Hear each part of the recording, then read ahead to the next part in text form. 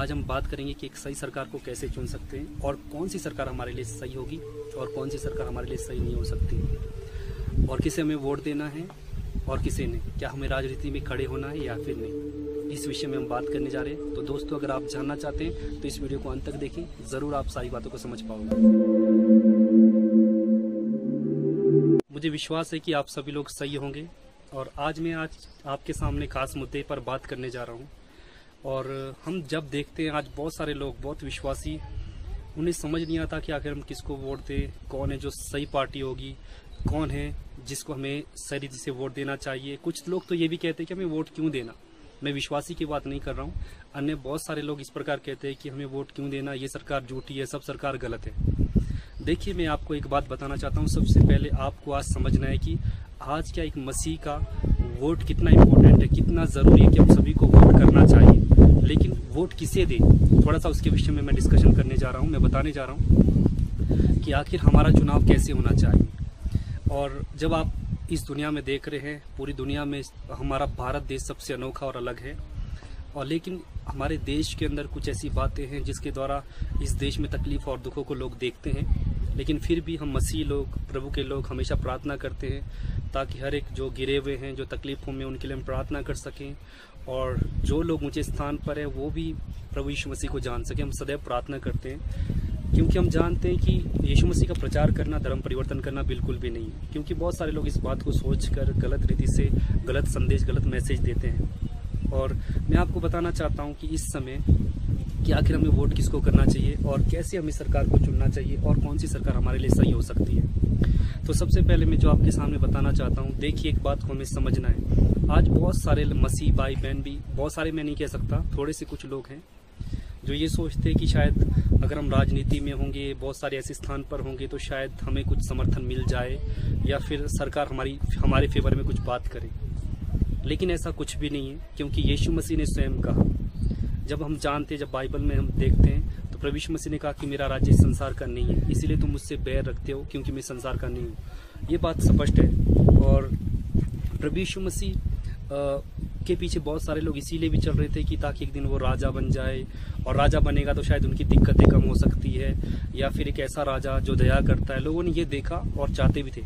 लेकिन प्रभु यीशु मसीह हमेशा दूर दूर दूर दूर अपने चेलों से भी जा रहे थे और अपने चेलों को भी यही बताने की कोशिश कर रहे थे और अपने चेलों को ये समझाने की कोशिश कर रहे थे कि मेरा राज्य संसार का नहीं है। हम बाइबल में देखते तो प्रभु यीशु मसीह के साथ बिल्कुल अलग हुआ, और जो रीज़न था खुदा का संसार में यीशु मसीह को भेजने का, और यीशु मसीह का वही रीज़न था उसको पूरा करने का। और यीशु मसीह ने, देखिए, यीशु मसीह को सब लोग राजा मानते थे, वो समझ रहे थे कि आने वाले समय का राजा वही होगा। लेकिन दिक्कत ये थी कि उसको एक शारीरिक राजा के रूप में देख रहे थे।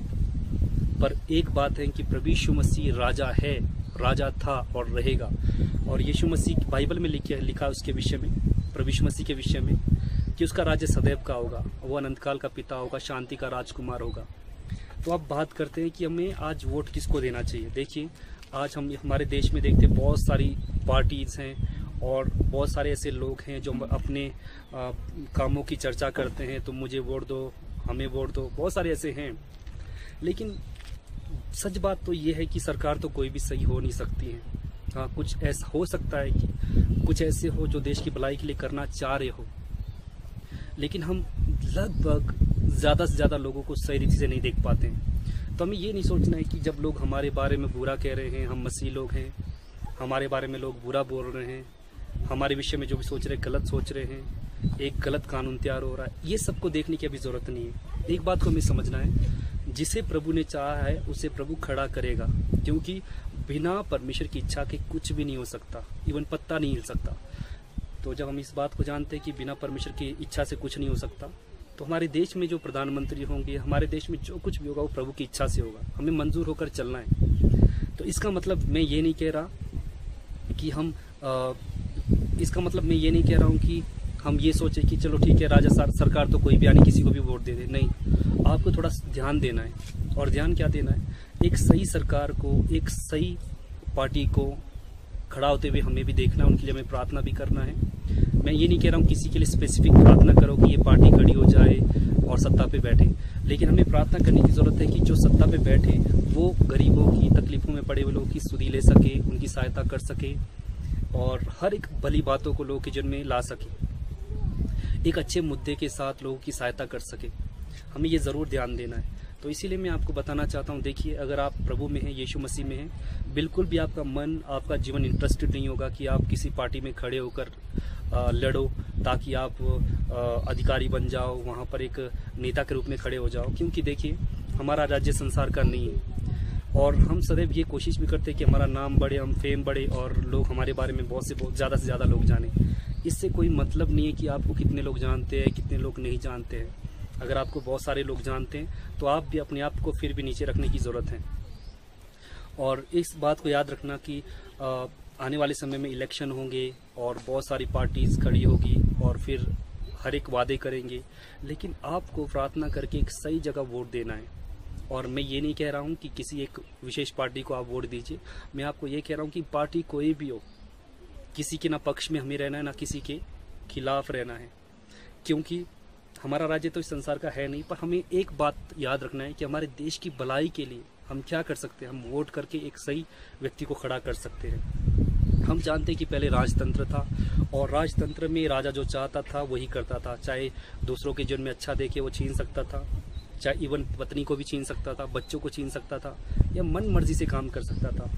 किसी धर्म के साथ, किसी अन्य लोगों के साथ लड़ा कर एक दूसरे को लड़ा सकता था, यानी कि वो अपनी मर्जी से शासन करता था। कहना क्या चाहता हूँ, ये प्रभु की दया है कि हमारा देश एक लोकतंत्र देश है जिसमें जनता को चुनाव करने का अधिकार है कि हम एक सही व्यक्ति को खड़ा कर सके ताकि वो देश की भलाई कर सके, गांव की भलाई कर सके। तो इस बात को हमें श्योर रहना है कि हमारा राज्य संसार का तो नहीं है, लेकिन फिर भी हमारी एक जिम्मेवारी है कि हम संसार में रहते हुए हमारा कर्तव्य है कि जब तक हमारे पास अधिकार है वोट करने का, हम वोट करें ताकि हम एक सही व्यक्ति को खड़ा कर सकें। तो मैं इस वीडियो के माध्यम से आपको बताना चाहता हूँ दोस्तों, देखिए किसी एक पार्टी को लेकर आप खड़े मत हो जाइए कि ये पार्टी सही है, वो पार्टी सही है, ये गलत है। हमें किसी संसार के राज्य का प्रचार नहीं करना है, किसी का आप प्रचार मत कीजिए, किसी के बारे में मत कहिए कि ये बुरा है, ये गलत है, ये सही है। बस आप एक काम कीजिए जहाँ आपको सही लगता है और जो सही चीज़ है प्रभु आपकी अगुवाई करेगा। अगर आप ध्यान से सब चीज़ों को देख कर करोगे तो एक सही व्यक्ति को आप वोट दे सकते हैं। आने वाले समय में ज़रूरत है कि हम इस देश में या फिर गांव में, जहाँ कहीं भी, जब कभी भी, आने वाले समय की ही बात नहीं, हमें हर पल इस बात को ध्यान देना है कि एक सही व्यक्ति को खड़े करने के लिए अगर हमारे पास अधिकार है चुनाव का, हमारे पास अधिकार है कि हम एक अच्छा चुनाव में अपना वोट दे सकें, तो आपको वोट देना है, लेकिन बिना पक्षपात। मेरे पक्षपात कहने का मतलब यह है कि कई बार हम किसी पार्टी में खड़े रहते हैं, उसको कहते हैं कि ये पार्टी अच्छी है, ये पार्टी ये है, वो है। देखिए दोस्तों, इस बात से प्रभु बिल्कुल भी कतई भी खुश नहीं होता कि हम इस प्रकार प्रचार करें इन सब चीज़ों का, क्योंकि जो प्रभु के लोग हैं वो केवल प्रभु का प्रचार करेंगे। और जो हमारी जिम्मेवारी है संसार में, समाज के बीच में रहने के प्रति, तो हमें उस जिम्मेवारी को निभाते रहना है, बस यही हमारा काम है। और इस विषय में बिल्कुल भी आप इस विषय में असमंजस में ना रहे कि मैं क्या करूं, कैसे करूं। और अगर आपको मालूम भी है कि कौन सी सरकार सही है, कौन सी गलत है, तो आप उसका प्रचार भी ना करें। बस आप एक काम करें, प्रभु यीशु मसीह का प्रचार करें और सत्य के बारे में बताएं, क्योंकि लोग सत्य को जानेंगे तो स्वतंत्र हो जाएंगे। और हमारा देश आज़ाद है, लेकिन हमारे देश में प्रभु यीशु मसीह के प्रेम को, प्रभु यीशु मसीह के नाम को लोग ग्रहण कर रहे हैं। और हमारी सिर्फ यही प्रार्थना होनी चाहिए कि बस लोग सच्चाई के रास्ते पर चल सके, लोगों से प्रेम रख सके, एक अच्छी भावना के साथ लोगों के साथ जी सके। पर ऐसा होना बहुत मुश्किल है, क्योंकि माहौल अगर बिगड़ता है तो सारी तकलीफ़ें हमें होती हैं। तो दोस्तों, निराश मत होना कि कौन सी सरकार आ रही है, कौन सी नहीं आ रही है, और अभी जो सरकार है वो कैसी है, आने वाली सरकार कैसी होगी। दुखी मत होना, क्योंकि जो होना है वो होना ही है, क्योंकि ये प्रभु की इच्छा के अनुसार होगा। बस हमारा जो कर्तव्य है उसको हमें करना है, अपना वोट सही जगह देना है और एक सही सरकार को आपको चुनना है जो समाज के प्रति, देश के प्रति, हर एक क्षेत्र में एक अच्छे काम को कर सके। हाँ, इन सब चीज़ों को हम देख सकते हैं। लेकिन इस वीडियो के माध्यम से सिर्फ मैं यही बताना चाहता हूँ कि आप कभी भी किसी भी पार्टी में खड़े ना हों और ना ही किसी राजनीति में खड़े होकर कहें कि मुझे यहाँ से इलेक्शन लड़ना है या फिर मैं उस व्यक्ति के साथ खड़ा हूँ, तुम भी मेरे पीछे आओ। किसी के बारे में आपको प्रचार नहीं करना, बस हमें आगे जाते रहना है। हमें संसार में है तो संसार में जो अधिकार है, जो कर्तव्य हमारा, उसे हमें करते रहना है। तो इस वीडियो के माध्यम से मैं आपको बताना चाहता हूँ, और मुझे विश्वास भी है कि हम सभी जो वोट देते हैं सही जगह वोट देंगे और प्रभु एक सही व्यक्ति को खड़ा करेगा। हर इलेक्शन में ऐसा होगा, और बीते हुए समय में भी प्रभु की इच्छा से ही ऐसा हुआ है। हर एक चीज़ें प्रभु की इच्छा से होती हैं। अब इससे कोई मतलब नहीं रहता कि सरकार कैसी थी, क्या थी, बस हमारा एक सही जगह वोट देना ज़रूरी है। तो इस वीडियो के माध्यम से आप समझ गए होंगे कि हमारा क्या रोल रहता है इस स्थिति में।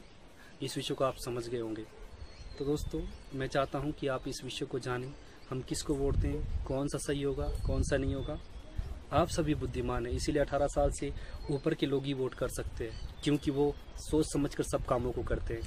लेकिन जब हम प्रभु में हैं तो भी हम और ज़्यादा सोच समझकर काम करते हैं। लेकिन मैं आपको यही बताना चाहता हूँ, किसी का प्रचार ना करें और ना किसी के पक्ष में आप खड़े होकर बात करें, बल्कि जो आपका वोट है वो आप सही जगह दें और तरक्की होते हुए, देश में उन्नति होते हुए हम देख सकें। आइए हम छोटी सी प्रार्थना करें इस देश के लिए भी, क्योंकि हम जब देश में देखते हैं तो इस देश में हमें प्रार्थना की बहुत ज़्यादा ज़रूरत है। आने वाले समय के लिए प्रार्थना करेंगे ताकि जो कुछ भी हो वो प्रभु की इच्छा के अनुसार हो और हमारा जो वोट है वो सही जगह जाए। आइए हम प्रार्थना करें। पिता, मैं प्रार्थना करता हूँ इस समय प्रभु आपके सामर्थ्य में दुआ करता हूँ। होने दे प्रभु, हम आने वाले समय में एक अच्छी सरकार को, अच्छे लोगों को देखेंगे। हाँ प्रभु, बीते हुए समय में भी आपकी इच्छा के अनुसार सारी चीज़ें हुई है और आने वाले समय भी आपकी इच्छा के अनुसार हो सके। और प्रभु, हम प्रभु बेहतर रीति से प्रभु वोट दे सकें, सही जगह पर वोट दे सकें, हमारा चुनाव सही हो पाए, ऐसा सहायता करें, क्योंकि हम बहुत सारे क्षेत्र में धोखा खाते हैं, लेकिन प्रभु आपका आत्मा में सिखाता है। प्रभु, हमारा शासन इस संसार का नहीं और ना इस संसार की पदवी हमें चाहिए, बल्कि हम इस्तेमाल करें प्रभु यीशु के नाम। आमीन। तो मैं आपको बताना चाहता हूँ दोस्तों, प्रभु आपको बहुत आशीष करे और प्रभु यीशु मसीह के नाम में आपको बहुत आशीष मिले। हम फिर से एक नई वीडियो में मिलेंगे और उसमें थोड़ी सी कुछ बातचीत करेंगे। अगर आपके पास कुछ सवाल है, अगर आपके मन में कुछ सवाल चल रहे हैं, तो आप कमेंट बॉक्स में ज़रूर करें और उस सवाल का जवाब मैं ज़रूर दूँगा। मुझे विश्वास है दोस्तों, हम प्रार्थना कर रहे हैं और एक अच्छी सरकार के लिए हमेशा प्रार्थना करते हैं। बीते हुए समय में भी की, अब भी करेंगे और आगे भी करते रहेंगे। और हमारा जो स्टैंड होगा सिर्फ एक ही होगा कि हम आत्मिकता के अनुसार हम चलेंगे और संसार के किसी राज्य के पक्ष में हम खड़े नहीं होंगे। हमारा जो योगदान है हम वो देंगे एक सही जगह पर। प्रभु यीशु मसीह आप सबको आशीष करें। हम फिर मिलेंगे एक नई वीडियो में। जय मसीह।